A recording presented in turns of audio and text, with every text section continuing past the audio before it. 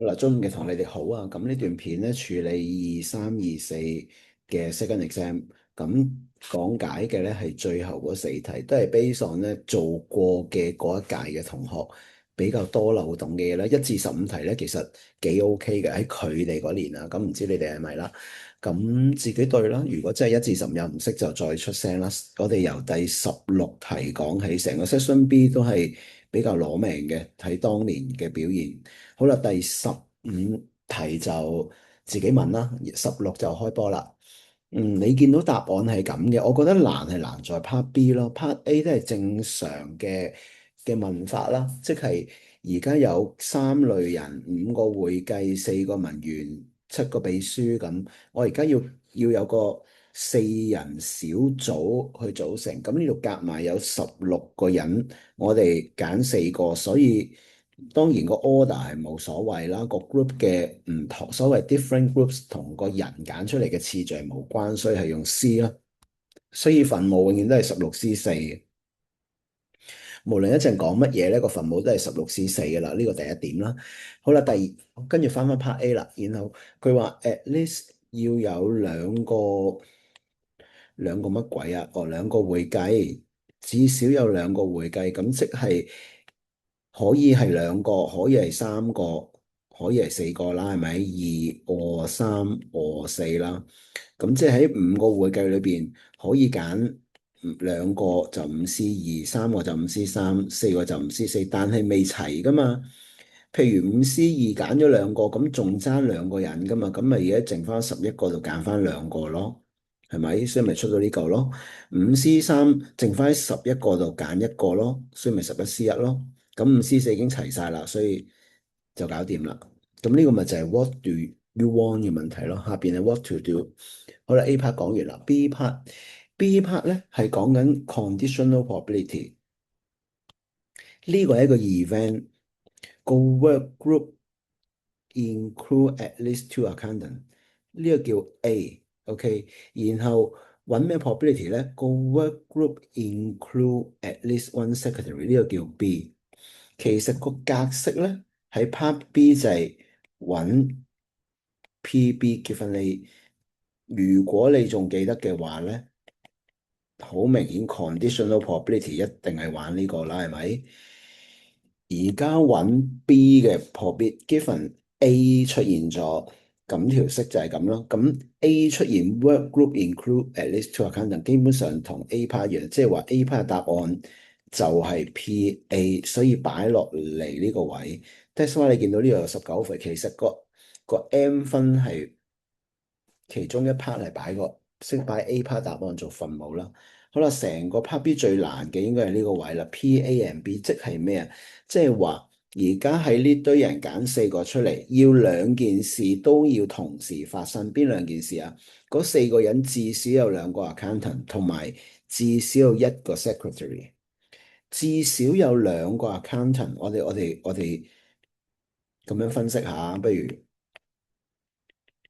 ACC stand for accountant 啦，OK，好啦，至少有2個 accountant，咁 secretary SEC 啊，佢至少有1個。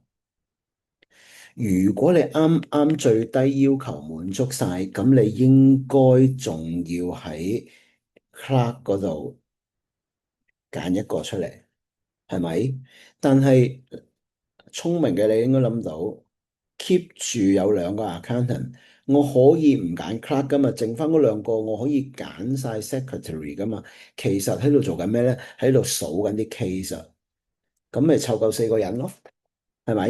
咁即係話如果鎖死係2個 accountant 嘅話，咁已經有2個 case，你要湊夠4個，你要滿足呢件事嘅時候。鎖死有2個 accountant，咁已經有2個 case，一個咧就係加1個 secretary 加 and 1個 clerk，然又或者係2個 secretary，OK，鎖死咗2個 accountant 就係咁啦，冇其他啦，你揀唔到3個 secretary 或以上啦，因為你鎖死咗2個 accountant。咁你話唔係喎，accountant 可以唔止2個噶喎。揀三個得唔得啊？三個咁你咪 check 下符唔符合到 PA and B 呢件事咯。咁三個 accountant 又要有一個 secretary，咁即係啱啱好揼揼冚 clerk 都唔使睇啦。咁如果你鎖定係三個 accountant 嘅話，你要滿足晒呢兩件事咩？你一定係得一個 secretary 可以揀，冇其他啦。咁下補四個 accountant 啊，四個 accountant 嘅話，你齊晒隊咯喎，咁你 secretary 揀唔到人，咁你就做唔到呢事，所以根本上唔存在有四個。OK，咁所以成件事咪得呢三個 case 咯，即係佢哋關係係咩啊？佢哋關係全部都係個案嚟噶嘛，係咪啊？你想象下，打橫就係乘咗佢啦，然後加埋晒每一行咯。咁所以你見到上面條式咪就係咁咯。佢有幾多個 accountant 啊？譬如我哋睇第一行，我要抽兩個 accountant，咪5C2咯。然後我要抽一個 secretary，咪7C1咯。我要抽多一個 clerk，咁咪4C1咯。好啦，第二個 case 咯喎，兩個 accountant 5C2咯。然後喺7個裏邊抽兩個 secretary 出嚟，咪7C2咯。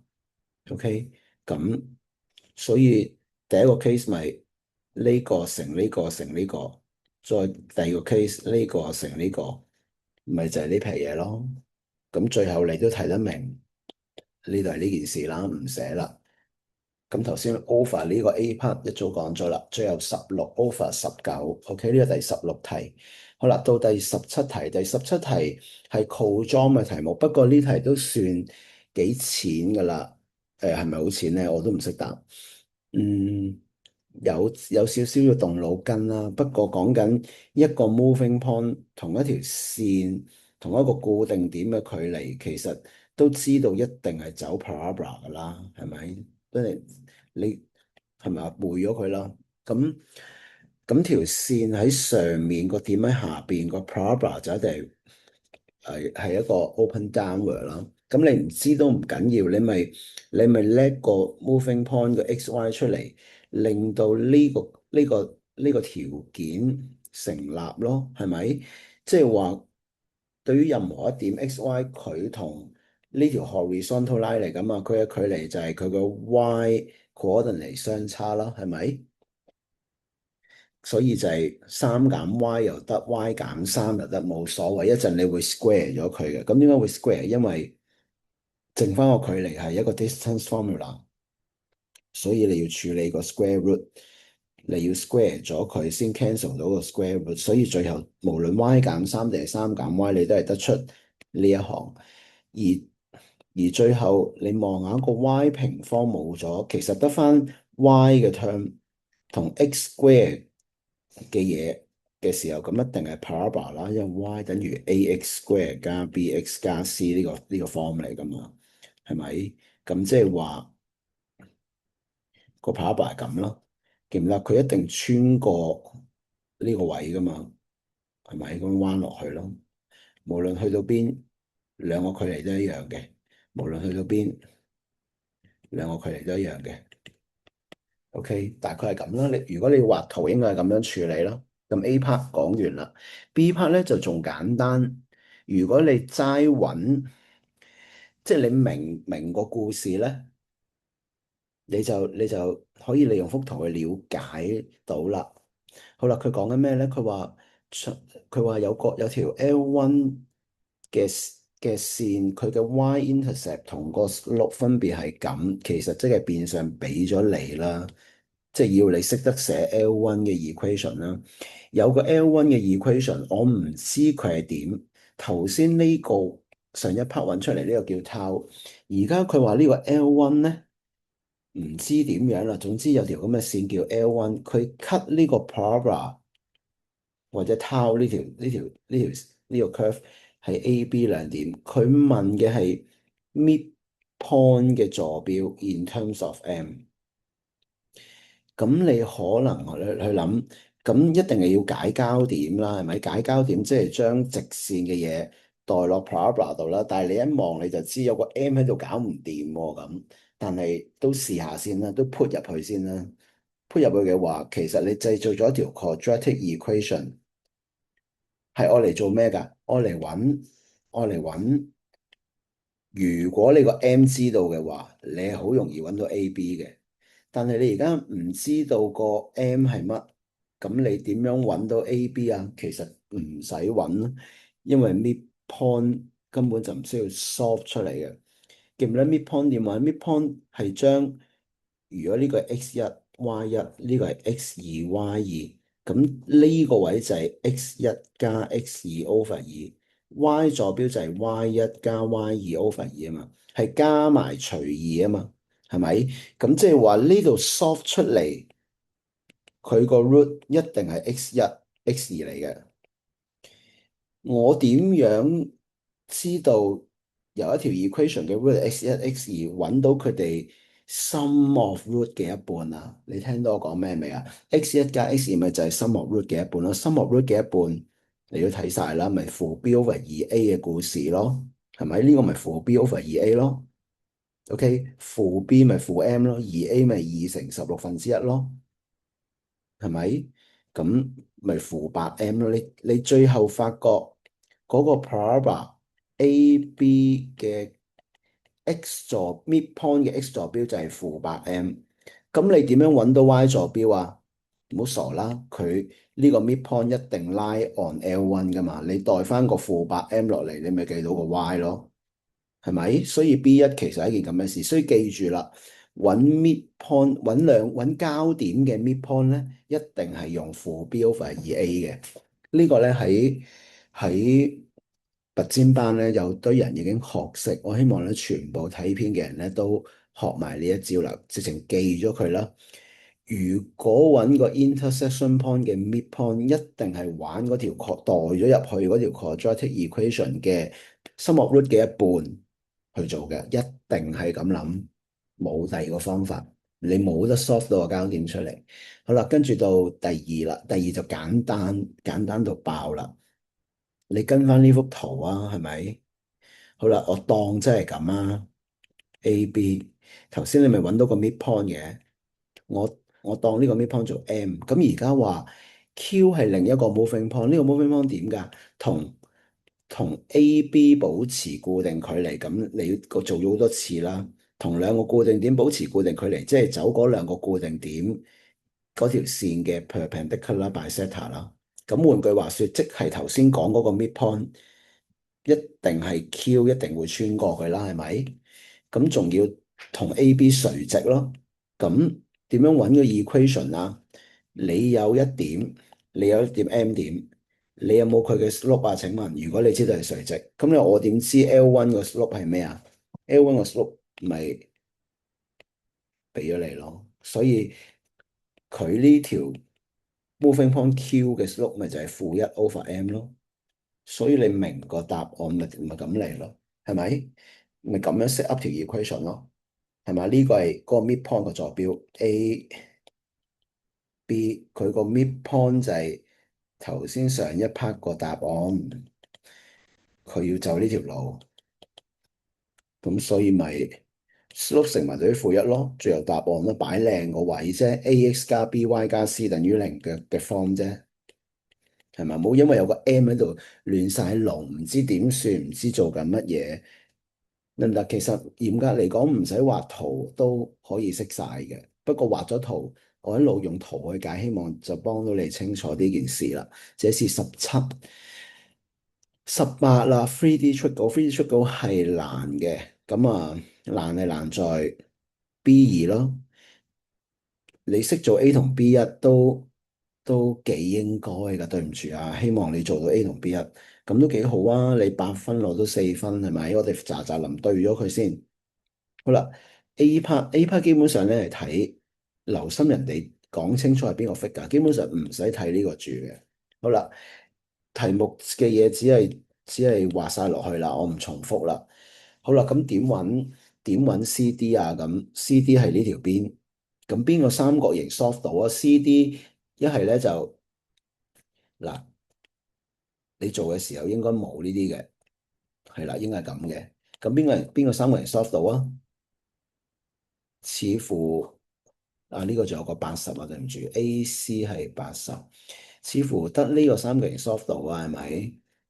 咁咪80同65咪一 pair 咯，咁 CD 同呢隻角咪一 pair 咯，呢隻角你揾到噶嘛？angle sum of triangle，於是計到62.4啦，OK，好啦，B 一啦。B 一就翻嚟啦，將頭先我嗰啲圖翻嚟啦。呢度點解無端端多咗兩條紫色線呢？其實 B 一咧係睇 Figure 6嘅主要。好啦，呢度只係好簡單計嘅嘢咧，其實個概念唔複雜，兩個面嘅 angle 啫，斜嗰個 ACD，地下嗰個係 ABC。好啦，然後有人話呢隻 angle 係大過38，其實即係翻隻 angle 出嚟，再 compare with 38度，然後再 agree 或者 disagree 啦嗰啲嘢啦。好啦，咁問題嚟啦，問題我哋點樣界定到隻 angle？我哋通常都喺斜嗰個面度畫條垂直相交線，因為兩個面嘅相交線係 AC 啊嘛。畫個垂直嘅線，然後我哋好興噶，動個 projection 落嚟，然後話呢個就係 angle 啦，作個 projection 叫做 K 咁先算啦。但係當你咁樣諗嘅時候咧，冇錯，個 angle 係 DPK 啱，玩嘅 triangle 都當然係 DPK 都啱。咁我就問啦，你有乜嘢 data 喺裏邊？DP 我覺得你一定揾到，一陣我哋都會揾 DP，OK，但係 K 點喺邊咧？K 點喺邊？K 點 somewhere 可能係呢度，咁咁點搞咧？係咪？所以我呢條題目就係因為咁樣棘住咧，所以我哋將冇錯個 projection 個 K 點喺度，我哋將佢延長，將 PK 呢條線延長，直至佢 touch 到 BC 喺 Q 點嗰度。你話吓，點解唔係 touch 正喺個 B 啊？咁如果 touch 正喺個 B，咁咪就係 angle DPB 咯。咁我啊想問啦，你點知嗱？如果我話喺呢度，咁即係要符合到 angle between two plane，其實即係暗示呢隻都係直角啦，係咪？係咪？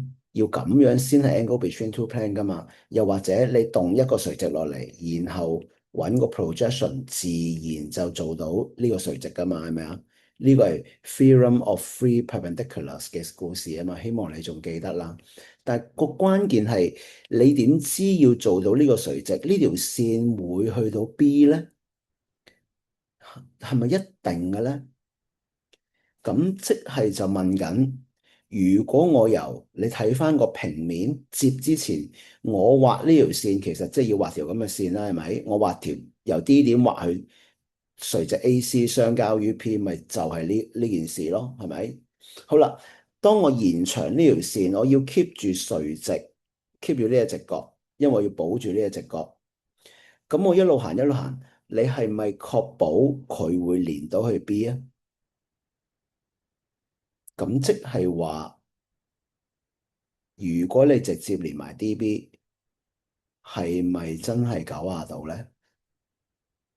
喺呢度呢，可想唔詳細好計數咁樣去，即係我唔計出嚟啦。但係我想話俾你聽，我想反駁咗點解一定唔可以係 B 呢一句説話。事實上，你哋都有人問呢件事，因為呢，幾時對角線先垂直嘅呢？如果一個四邊形，而家你要 keep 住呢個直角啊嘛，你而家拗呢個 DQ 可唔可以係 DB 啊嘛？DQ 可唔可以係 DB？咁你即係問緊對角線垂直啦，係咪？一個咩圖形對角線先垂直嘅咧？希望你記得菱形對角線先垂直嘅。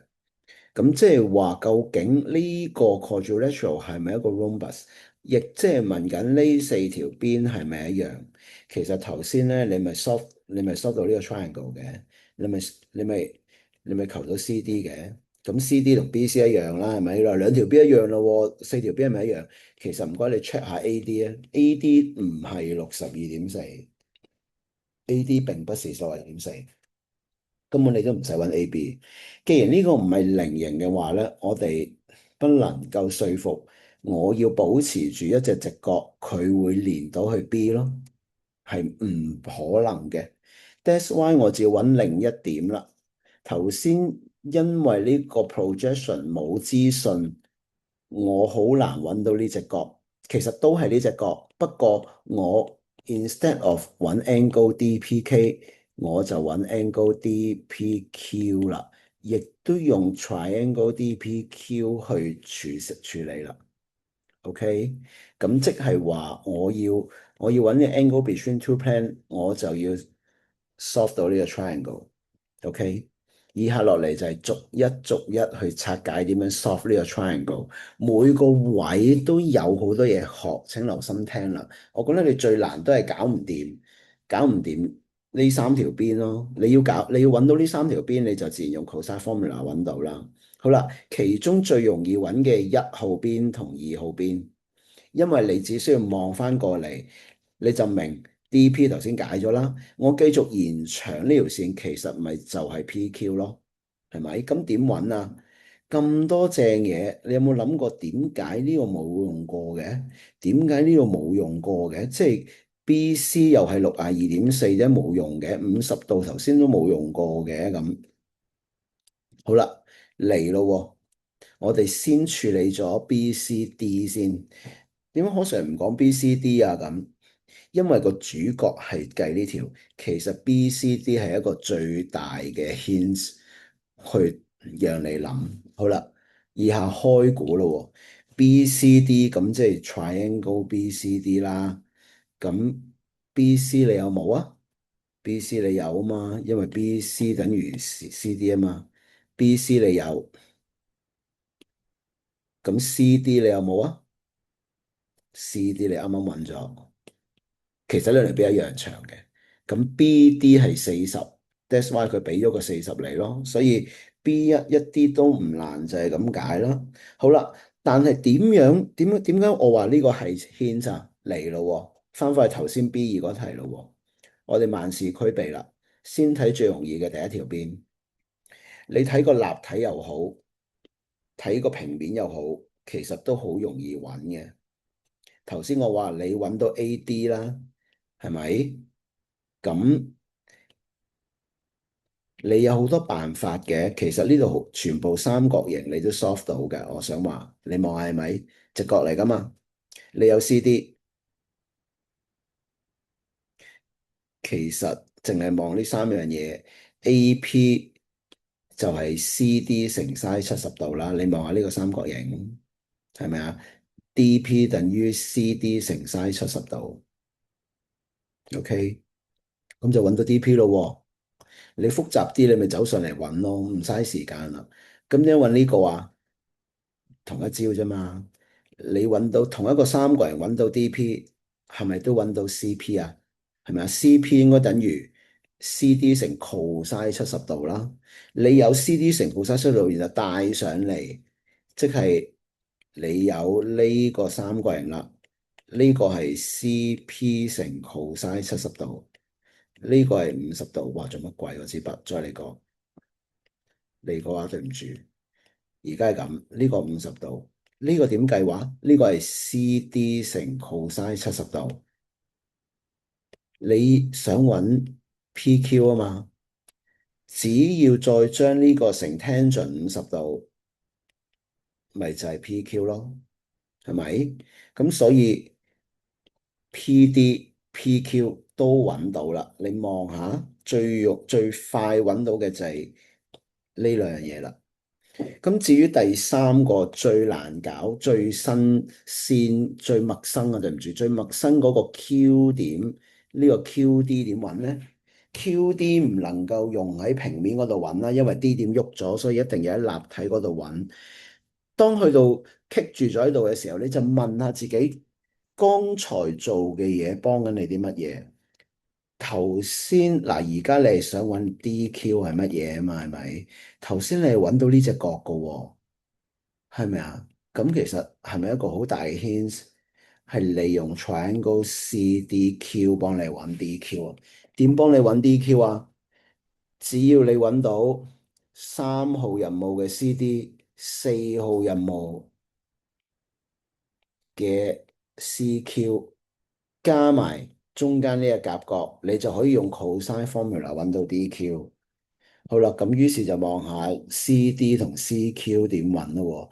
CD 就唔使擔心啦，CD 你一早揾咗啦，係咪啊？你無端端唔記得咗，於是就一個3號任務，咁你自己睇翻啦。好啦，CQ 點揾啊？頭先我哋咪揾緊呢個 triangle 嘅，呢個 triangle solve 到噶嘛？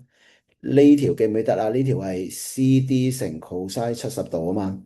你要揾 CQ，咁你咪再除翻 cosine 50度，咪就係 CQ 咯，係咪？所以最後，你係計到 DQ 係40點幾，我想唔詳細寫條式啦。你見到答案有晒。當你有齊呢3條邊，最後用 cosine formula 揾翻嗰個 require angle，OK，或者話 angle between 嗰兩個面就係呢隻 DPQ，然後揾俾人睇係37點幾度，真係細過38，錯嘅，佢話大過啊嘛，好似係咪？呢個咪第18條咯。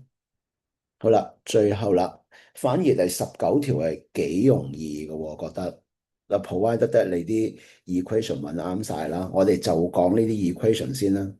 其實唔鬼睇圖啊，你自己拿住 L1 即係穿過呢兩點啦，唔該望下，即係0250同埋150呢兩點啦，俾兩點你揾 equation 啫嘛。L2 啦，俾一點加 slope 揾 equation 啫嘛，係咪？好啦，俾兩點你揾 equation，俾一點加 slope 揾 equation，應該好開心嘅頭3分。呢條題目係高分嘅9分，同 Pretty Sure Go 差唔多，但係頭3分都幾容易，甚至第4、第5分都容易嘅，因為佢要你寫翻呢個 shader region，呢個 shader region 其實係幾多條邊組成嘅？一條啦、2條啦、3條啦、4條啦，同埋5條，所以應該有5條嘅inequality 啦，係咪？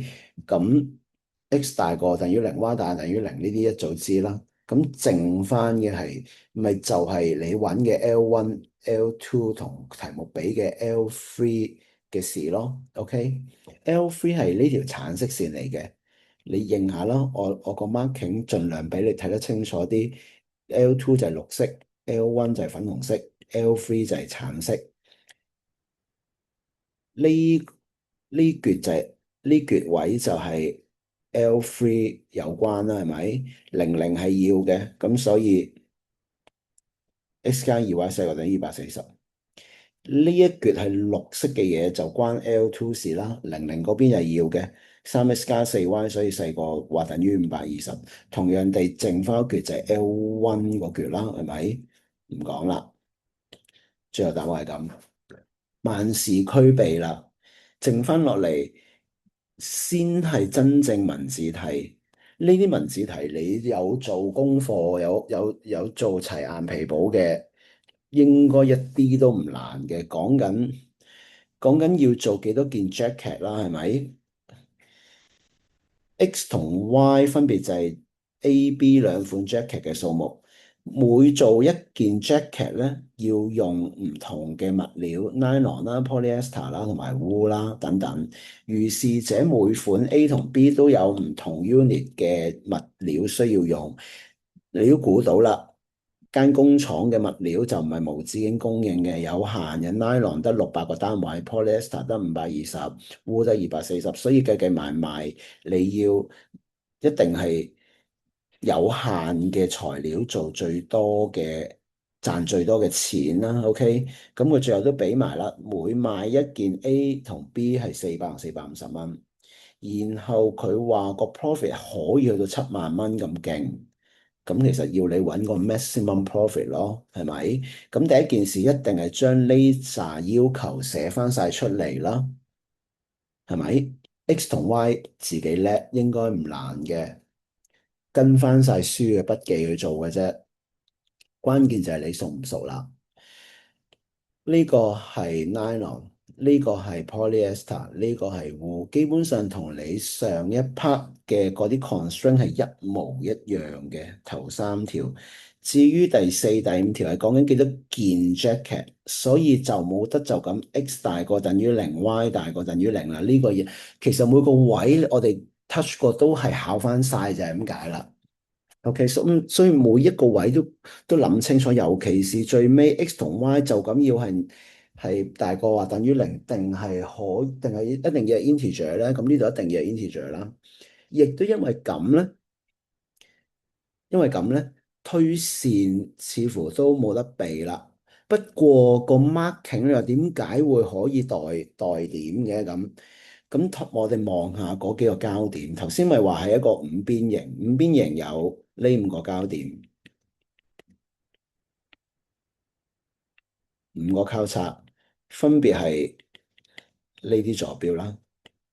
佢哋全部都係佢哋全部都係 integer，所以當年嘅 marking 放鬆可以俾你咁樣代，OK，咁啱全部都係，咁就可以代啦，OK，代出嚟代到係120件 A，40件 B，計出嚟個 profit 係咩？你要叻埋個 profit 啦，當然呢度，所以你見到有一分啦，代翻就係66000，最盡都係賺66000，邊係佢講嘅70000咁多咧？所以佢講錯啦。咁如果係推線嘅話，咁咪 start from 400x 加450y 等於零咯。化簡咗之後，即係8x 加 9y 等於零咯。8x 加 9y 等於零就死推爛推啦。但係你話呢度冇得推喎，冇錯，呢度係推唔到嘅。即係如果你要推咧，你要自己 mark 翻啲刻度，你先揾到嗰個 slope 條線有幾斜嘅，最後條線係咁斜嘅。OK，呢個方法肯定少人用噶啦。不過我哋都希即係俾埋個 marking 出嚟，啲分係咁樣對應翻兩個方法咯。首先推啱條線，講到去到邊度就 maximum 啦，然後就用翻你個點計翻個 profit 啦，然後最尾就係個結論啦。呢三分對應翻呢三分。OK，這是第19題。OK，呢個反而係一條比較 typical 正常啦，我唔覺得好難嘅，係書嘅題目全部都接觸過晒嘅 case。咁如果你覺得點講啊？你覺得好生疏啊？即係你要做翻好多 linear programming 嘅文字題啦，快啲 revision exercise 就狂做啦，唯有係咁啦。我覺得第18題嘅 3D 出稿其實仲難嘅，B2嗰 part 係最難，成份卷最難係嗰個位。好啦，咁都解咗好耐啦，咁16至19講到呢度，如果有其他仍然唔明白嘅，盡快聯絡我啦，加油咁多位。